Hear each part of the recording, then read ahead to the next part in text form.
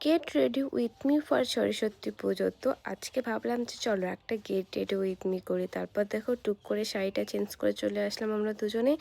আর সরস্বতী পুজো মানেই তো একদম সেম সেম ড্রেস পরা, তাই না? তা আমরাও পরে নিলাম। আর নেকা কাপালদের মতো করে আমি আমার বরকে ক্রিম দিয়ে দিচ্ছি। আমার শরম করছে। যাই হোক, আমি কিন্তু বেশি মেকআপ করতে পছন্দ করি না, তবুও মেকআপ করছি, কারণ সরস্বতী পুজো মেকআপ না করলে হয়। কিন্তু আমি সেরকম মেকআপ করিনি, কিন্তু জাস্ট সিম্পল মেকআপ করেছি। তারপর আমি নেকাদের মতো করে আমার বরকে বললাম, বর একটু কানের দুলটা পরিয়ে দাও। তারপর বর আমায় কানের দুলটা পরিয়ে দিল, মালাটা পরিয়ে দিল। ইস, আমার শরম করছে, তোমরা দেখো না দেখো না। ইস, দেখো। তারপর আমরাও একটু ন্যাকা হয়ে গেলাম। যাই হোক, ন্যাকা তো একটু হতেই হবে, তাই না? মানুষের দেখে দেখে ন্যাকা ন্যাকা ভাব করলাম।